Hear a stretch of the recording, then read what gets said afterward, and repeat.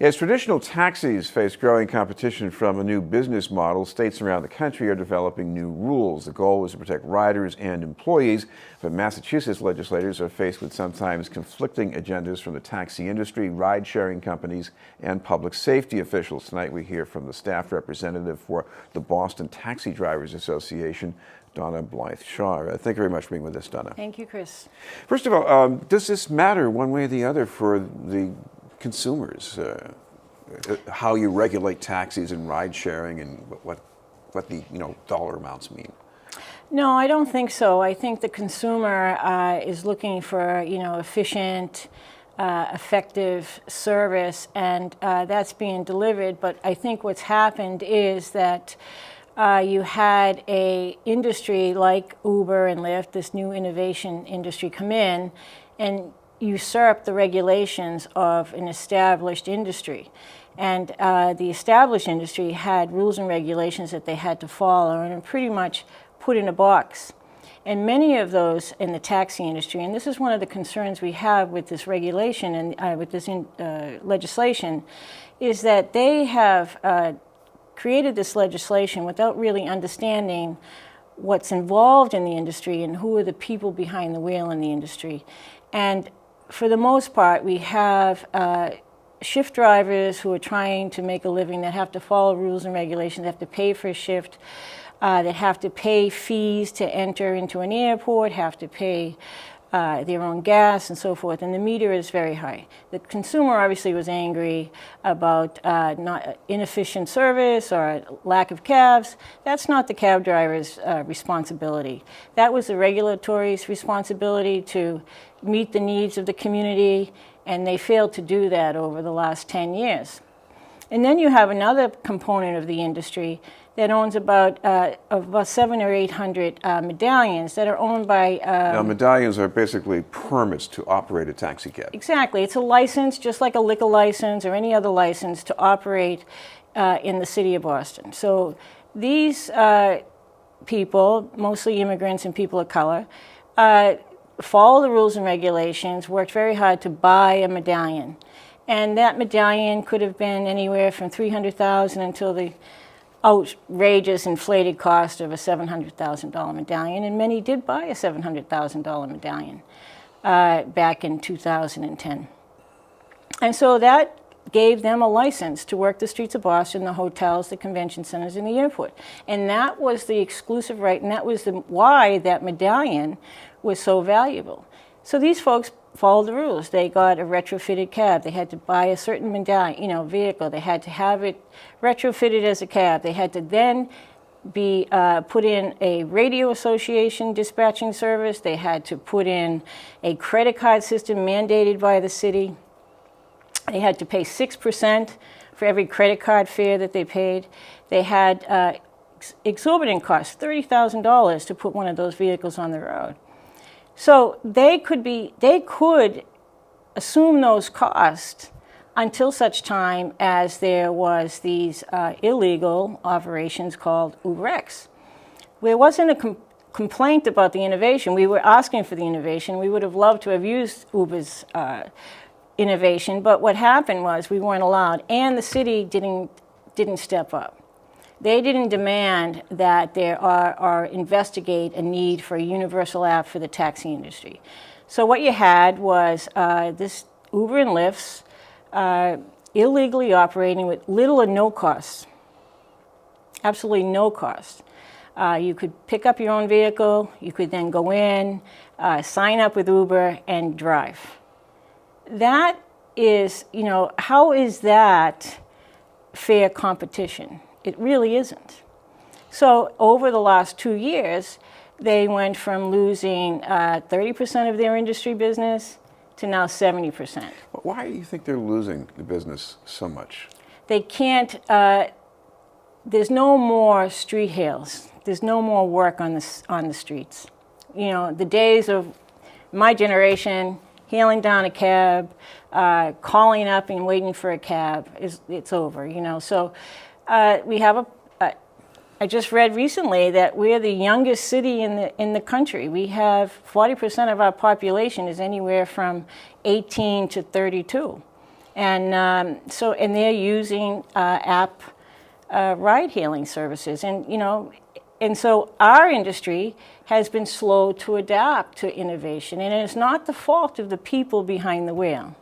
You have a Hackney unit that is only regulating and governing cab drivers and not an industry. And you have a city hall that paid no attention. And you had no one there in any governmental agency really concerned about those people and how they were making a living and what was happening to them. So now you have pretty much a medallion that's worthless. You have cab drivers who can't drive those cabs anymore because they can't make any money. And so you have cabs sitting around, so there's no cabs on the street anymore. Anybody who wants to make any money in the cab industry has to now go to the airport. So we have this regulation coming in, right, saying, oh, you can pretty much, it's cookie cutter legislation that says you can pretty much do business the way you've been doing it. But you'll just have to get a certification saying you're a driver. You'll just have to put a little decal on your car. There's no cost to that. There's not even they're not even being required to be fingerprinted. They get to use a 10 or 15-year-old vehicle as an UberX driver. Cab drivers have to have a brand new vehicle that can't be any older than 6 or 7 years. They're not required to have the commercial insurance that cab drivers have, which costs $8,000 for most of them. So how is there equal playing field in any of those costs right there between a cab driver and an UberX driver? There's not. And they have the same market. By the way, talk about the cost, because one thing the city does is regulate the cost of a taxi ride. So Uber's not regulated in that way. Right. So what should be done about that? Well, we've been calling for the DPU now that's going to be the oversight division, have an oversight division of Uber and Lyft, or TNCs, which we're apprehensive of how they're going to be able to enforce any of that. But we've been saying you need to put a cap on the number of TNCs that are on the road. We've been saying that you need to have some regulation of fares. We've also been saying if you're not going to be able to regulate these TNCs the same way that the taxi industry is regulated, you need to deregulate the taxi industry. And the Hackney unit and the city needs to start looking at that, because you cannot have two industries that do the same work, provide the same services with different rules and regulations, and they cannot compete in a fair market. So, what about the ability of taxis to adapt by having smartphone apps? Is this something that only works in a rewarding way if it's centralized around a big company like Uber or Lyft, or can small taxi owners do the same thing? No, small taxi owners and owner-operators could absolutely do the same thing, but the Hackney rules don't allow that. Right now, we've been able to, the commissioner has agreed to a couple of economic changes in the rules and regulations by allowing small owner-operators 1 to 3 medallions to be removed from the mandatory requirements to join a radio association. That's a big, big deal, because a medallion owner would have to pay a weekly fee whether they got any calls or not. And then they have extended the years that a cab can be on the road from 6 to 7. And they've allowed that a new car does not have to be the mandate anymore. So in other words, an owner can go and buy a 1-year-old vehicle as long as it meets the certain requirements, standards that we have, and that it doesn't have excessive mileage. So that will give some economic release to these small guys, but it's still not enough to compete.